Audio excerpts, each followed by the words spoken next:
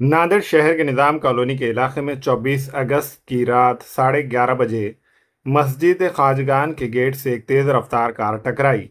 अचानक तेज रफ्तार कार के मस्जिद के गेट से टकराने पर काफी लोग जमा हो गए थे।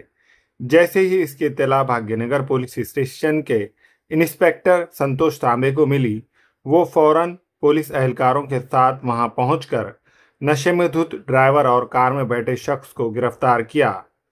इंस्पेक्टर संतोष तांबे ने शहरियार नांदेड़ से अपील की कि वो अफवाहों पर ध्यान न दे।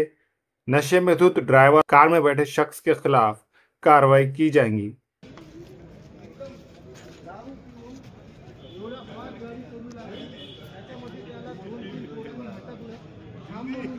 हिंदी में बोला, हिंदी में हिंदी ते ऐकून गेलतो आणि त्यानं तिथं निजाम कॉलनीला येतात मस्जिदच्या गेटवर एवढ्या स्पीडनं गाडी मारलेली आहे, या गेटचे तुकडे पडले, गेट तुटला आणि या रोडला आमचे कुणाकडे गेट फुटलेला आहे?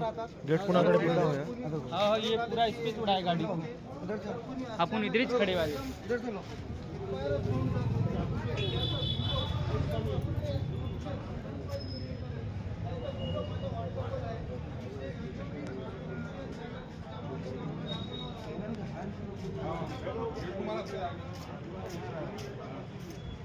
टायर फूट गया, बम्पर